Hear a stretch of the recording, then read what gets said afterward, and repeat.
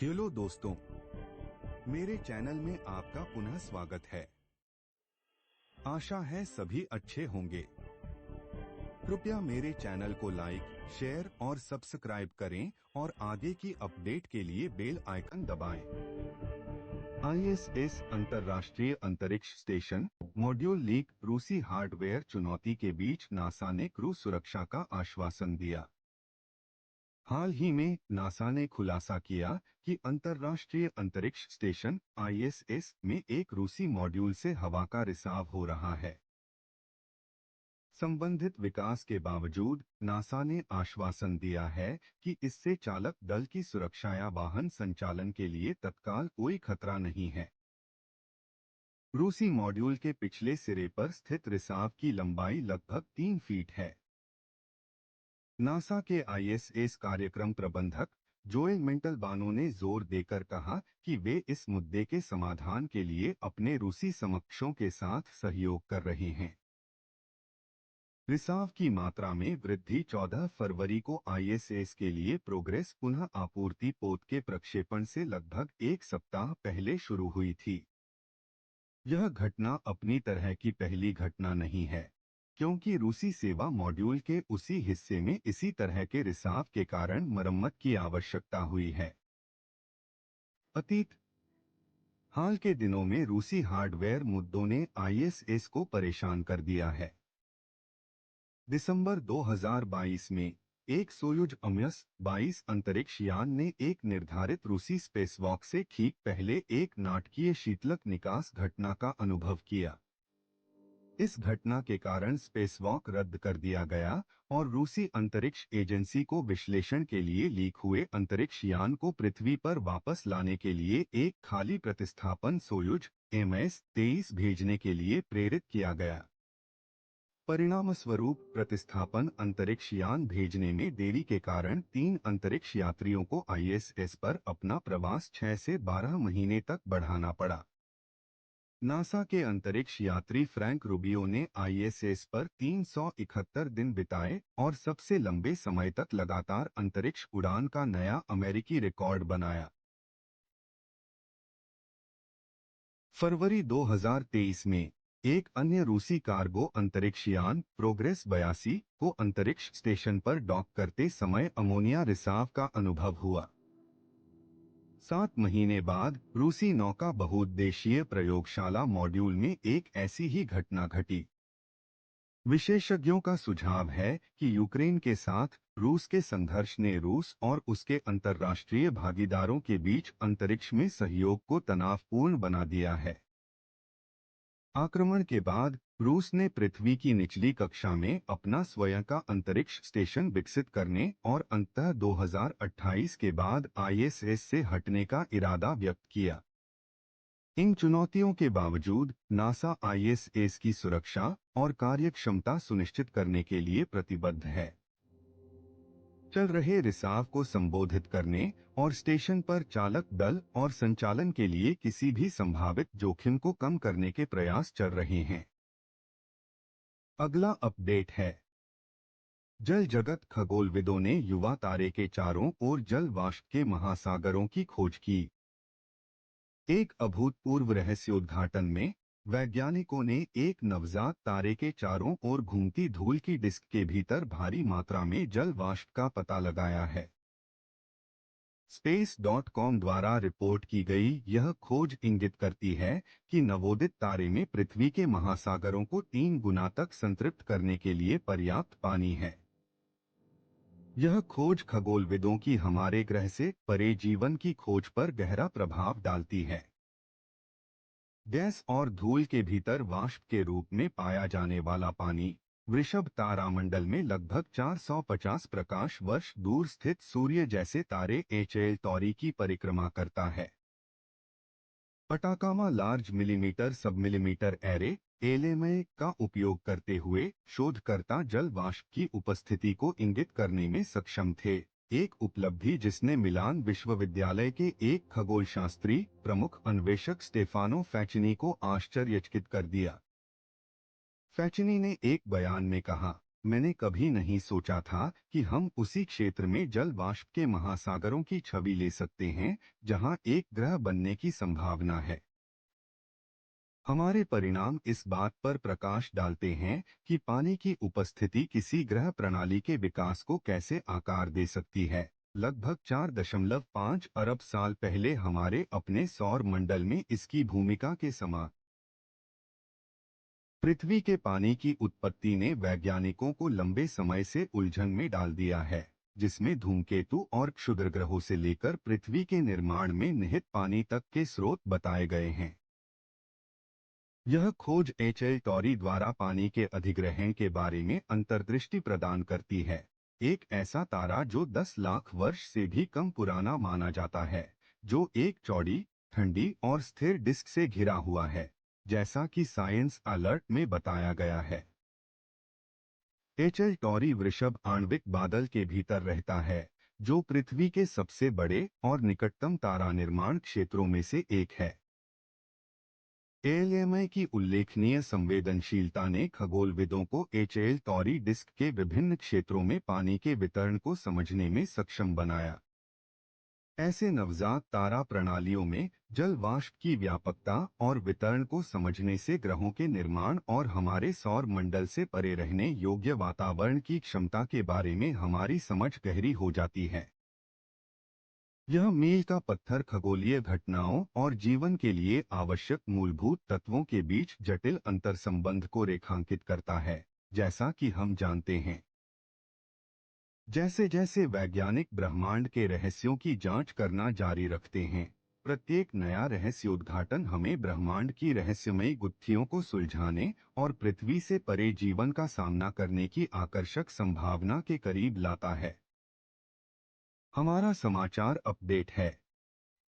लंबा इंतजार। नासा के अंतरिक्ष यात्री जेनेट एप्स की आईएसएस की यात्रा में 6 अतिरिक्त साल क्यों लगे? नासा की अंतरिक्ष यात्री जीनत एप्स अंतर्राष्ट्रीय अंतरिक्ष स्टेशन आईएसएस के लिए अपने निर्धारित मिशन से पहले 6 साल की देरी को सहन करते हुए अंतरिक्ष के लिए एक अपरंपरागत मार्ग पर निकल पड़ी। नासा के लिए स्पेसएक्स क्रू 8 मिशन में शामिल होने के लिए तैयार। एप्स को शुरुआत में जून 2018 में लॉन्च किया जाना था। हालांकि उनकी यात्रा कई स्थगनों और पुनर्नियुक्तियों से घिरी हुई थी, जिसके कारण शनिवार की रात 2 मार्च से पहले उनका प्रस्थान निश्चित था।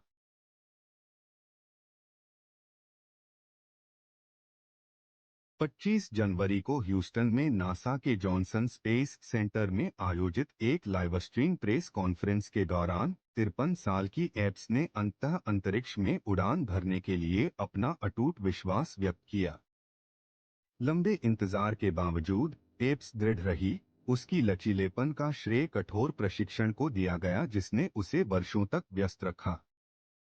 उसे स्पेसएक्स अंतरिक्ष यान में स्थानांतरित करने के नासा के निर्णय ने उसके उड़ान अनुभव को तेज कर दिया और उसे आगामी मिशनों के लिए तैयार किया। पेशे से इंजीनियर और सेंट्रल इंटेलिजेंस एजेंसी सीआईए के पूर्व तकनीकी खुफिया अधिकारी एप्स जुलाई 2009 में नासा के अंतरिक्ष यात्री दल में शामिल हुए। अंतर्राष्ट्रीय समकक्षों के साथ एप्स और कनाडाई अंतरिक्ष एजेंसी के जेरेमी हैंसेन उनके चयन समूह के एकमात्र शेष सदस्य हैं। हालांकि हैंसेन 2025 में नासा के आर्टेमिस 2 चंद्रमा मिशन में भाग लेने वाले हैं। कनाडाई अंतरिक्ष एजेंसी सीएसए कभी कभार ही अंतरिक्ष यात्रियों को आईएसएस भेजती है, क्योंकि स्टेशन में इसका योगदान 2.3% है।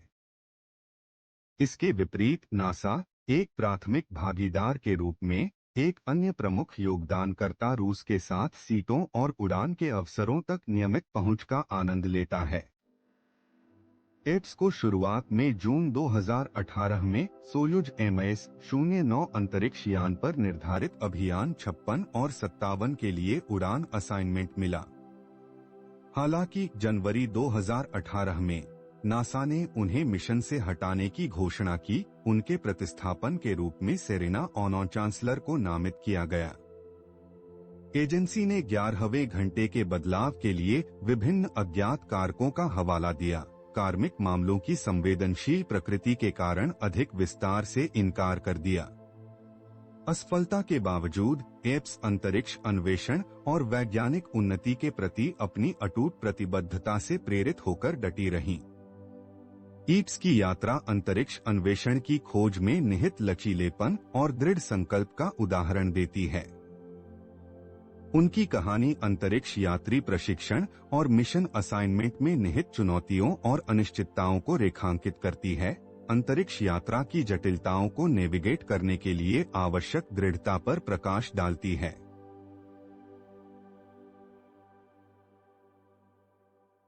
जैसा कि एप्स ISS के लिए अपने लंबे समय से प्रतीक्षित मिशन पर जाने की तैयारी कर रहा है, उसकी यात्रा मानव अन्वेषण की अदम्य भावना और पृथ्वी की सीमाओं से परे इंतजार कर रही असीमित संभावनाओं के प्रमाण के रूप में कार्य करती है। अगला अपडेट है अंतरिक्ष से नासा का शानदार विश्व दौरा, हिमालय से अरब तक। नासा के साथ पृथ्वी के सबसे मंत्रमुग्ध कर देने वाले परिदृश्यों की एक लुभावनी यात्रा पर निकले, क्योंकि वे अंतरिक्ष से ली गई आश्चर्यजनक छवियों का अनावरण करेंगे। अमेरिकी अंतरिक्ष agency national aeronautics and space administration NASA ने हमें अंतर्राष्ट्रीय अंतरिक्ष स्टेशन ISS के सुविधाजनक बिंदु से ग्रह की विविध सुंदरता को प्रदर्शित करने वाली एक दृश्य दावत दी। हर 90 मिनट में ISS 17,500 मील 36,000 किलोमीटर प्रति घंटे की आश्चर्यजनक गति से पृथ्वी के चारों ओर एक परिक्रमा पूरी करता है, जिससे अंतरिक्ष यात्रियों को हमारे ग्रह के चमत्कारों के अद्वितीय दृश्य मिलते हैं। यात्रा की शुरुआत हिमालय की बर्फ से ढकी चोटियों की भव्य झलक से होती है, जो पृथ्वी की सतह से 261 मील की दूरी से ली गई है। विशाल पर्वत श्रृंखला क्षितिज के पार फैली हुई है। इसकी प्राचीन सफेद चोटियां नीले विस्तार की पृष्ठभूमि में एक मनमोहक दृश्य प्रस्तुत करती हैं। इसके बाद हम बहामास के चैती जल की यात्रा करते हैं, जो एक कक्षीय रात्रि के दौरान चांदनी की नरम चमक से प्रकाशित होता है। बहामियन द्वीप समूह की शांत सुंदरता आकाश में धीरे धीरे तैरते बादलों की लहरों से और भी बढ़ जाती है, जिससे एक अलौकिक माहौल बनता है जो इंद्रियों को मंत्रमुग्ध कर देता है। जैसे जैसे हम आगे की यात्रा करते हैं, हमें बोस्टन का मंत्रमुग्ध कर देने वाला हवाई दृश्य दिखाई देता है, जहां शहर की रोशनी मैसाचुसेट्स समुद्र तट पर फैले जटिल डेंड्राइट्स की तरह चमकती है। विशाल शहरी परिदृश्य मानवीय सरलता और नवीनता का प्रमाण है, जो रात के अंधेरे को भेदकर एक चमकदार चमक बिखेरता है। हमारा दिव्य दौरा हमें अरब के रेगिस्तान के मध्य में ले जाता है, जहां सऊदी अरब की राजधानी और सबसे बड़े शहर रियाद का जीवंत शहर दृश्य हमारे नीचे प्रकट होता है। लाल, गेरू और भूरे रेतीले इलाके की पृष्ठभूमि पर बना शहर ग्रिड कठोर रेगिस्तानी परिदृश्य के बीच मानव लचीलेपन का एक प्रमाण है। अंत में हम तट पर्वतों के ऊपर चढ़ते हैं, जहां बर्फ नाजुक मेरिंग्यू फ्रॉस्टिंग की तरह उबड़-खाबड़ इलाके को ढक देती है। ब्रिटिश कोलंबिया के दक्षिणी तट की पृष्ठभूमि में पहाड़ की चोटियों की जटिल आकृतियां स्पष्ट रूप से सामने आती हैं, जो प्रकृति की शिल्प कौशल की कच्ची सुंदरता का प्रमाण है।